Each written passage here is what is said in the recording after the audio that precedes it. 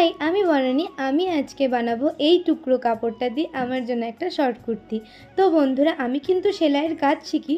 তো একটা ছোট্ট নাইটি কেটে এই টুকরো কাপড়টা বেঁচে গিয়েছিল, আর সেটা দিয়ে আমি এখন বাড়িতে নিজের জন্য একটা শর্ট কুর্তি বানানোর চেষ্টা করব।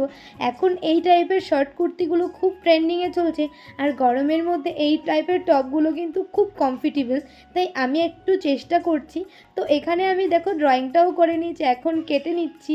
আর আমি না চৌকো গলা রেখেছি, তো প্রথমবার আমি এটা ট্রাই করছি, জানি না কেমন হবে। দুটো পাটি আমার এখন কাটা হয়ে গেছে, তো আমি এখন সেলাইয়ে বসে পড়েছি। খুব আস্তে আস্তে সেলাই করছি, কারণ ফিনিশিংটাই মেন। আমি এখন গলার সেলাই করছি। গলার সেলাই যদি ঠিক করে ফিনিশিং না দিতে পারি তাহলে কিন্তু ভালো লাগবে না। তো এই দেখো, কুর্তিটা বানানো তো আমার কমপ্লিট। কেমন হয়েছে তোমরাই কমেন্টে জানিও।